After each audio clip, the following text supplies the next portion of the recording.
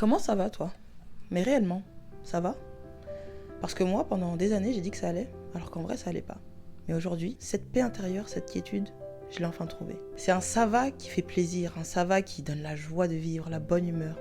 Un ça va qui vient du cœur, finalement.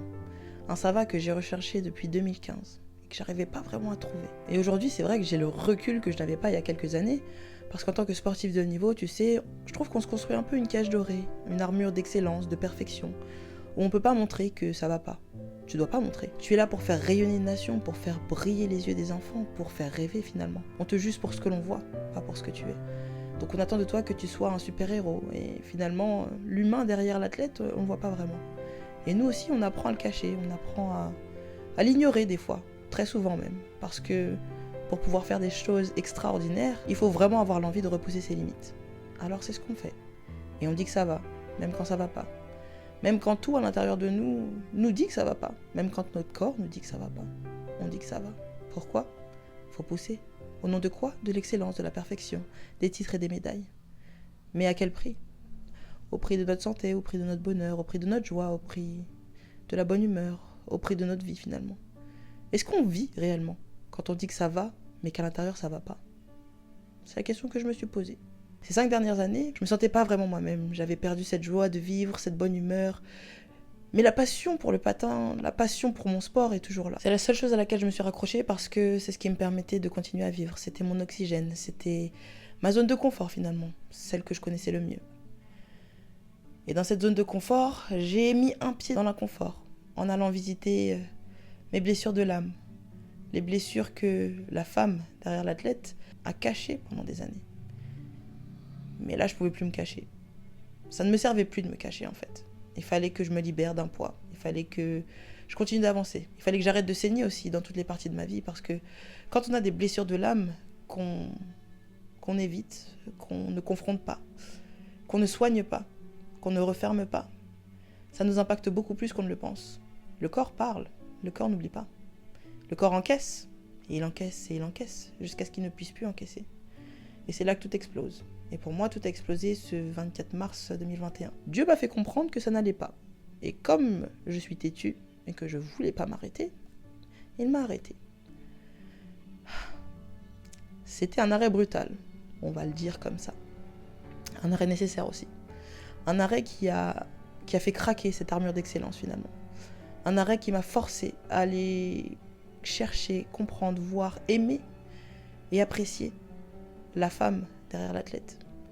Parce que jusqu'alors, c'était juste l'athlète que je vous montrais. La femme forte, la femme qui peut tout surmonter, la femme qui se relève après chaque chute. Parce que c'est un peu ça la métaphore du patinage. Tu tombes, tu te relèves, tu continues. Pour beaucoup, ça aurait été un drame. Pour moi, je l'ai vu comme une bénédiction.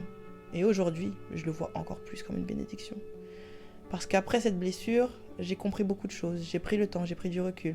Enfin, on m'a imposé la prise de recul. Et cette prise de recul, elle m'a fait prendre conscience de la beauté, de la richesse, de la rareté, de l'unicité, de la femme que je suis. Que ma valeur ne repose pas dans les titres et les médailles que je peux apporter, mais dans ce que je suis fondamentalement. Une femme parfaitement imparfaite, avec ses qualités et ses défauts, qui travaille au maximum pour faire de ses défauts ses plus belles forces, qui apprend, qui essaye, qui tombe, qui faillit, qui se relève, qui fait des erreurs, qui aime passionnément, qui a des envies folles, qui aime rêver, qui est déterminée aussi, qui est résiliente. Alors ça a pris du temps, un peu plus longtemps que j'aurais voulu, mais c'était un cheminement nécessaire pour vous revenir plus forte, plus ancrée aussi, plus sûre de moi et beaucoup plus alignée. Bien évidemment, ce cheminement, je peux pas vous l'expliquer en une vidéo, ça serait bien trop long et peut-être aussi un peu trop lourd. Mais aujourd'hui, je porte de belles cicatrices, cicatrices synonymes de guérison, de croissance, de maturité, de conscience, de connaissance aussi. Et c'est des cicatrices qui aujourd'hui font de moi la femme que je suis devenue et qui me permettront d'ouvrir un nouveau chapitre, de commencer un nouveau livre et de partager différemment. Sur mes réseaux, j'ai envie de vous partager les choses que j'ai apprises, j'ai envie de vous partager des bribes de mon quotidien, j'ai envie de vous emmener dans mon parcours de vie finalement, que vous grandissiez avec moi. Pas de vous montrer juste des choses qui font rêver, qui brillent. Je veux vous montrer tout l'iceberg, la partie immergée et surtout la partie immergée. Parce que c'est de là qu'on apprend le plus et c'est surtout la plus belle partie de ce cheminement de vie. C'est les challenges, c'est les difficultés, c'est quand on n'arrive pas aussi, comment on arrive à se relever. C'est tout ça qui fait de nous les hommes et les femmes que nous sommes. C'est tout ça qui fait notre force aussi. C'est tout ça qui fait la beauté de la vie finalement. C'est pas la destination finale, c'est le cheminement qu'on emprunte. Et aujourd'hui, je me sens bien, je me sens apaisée, grandie, différente, pleine de vie, pleine de joie. Et c'est ça que je veux vous partager. Si aujourd'hui ça va pas, eh bien j'espère de tout cœur que ça ira. Que tu prendras le temps pour toi, pour t'aimer, pour t'observer, pour te comprendre, pour t'écouter aussi. Parce que c'est très important de s'écouter. On me dit souvent, ouais, faut pas t'écouter. Alors c'est vrai, à certaines mesures. Mais des fois, ton corps te dit des choses. Ne les ignore pas. Ton âme, c'est ta plus belle arme. Prends-en grand soin. Parce qu'une âme soignée, c'est une âme qui fera des belles choses. C'est une âme qui touchera des cœurs.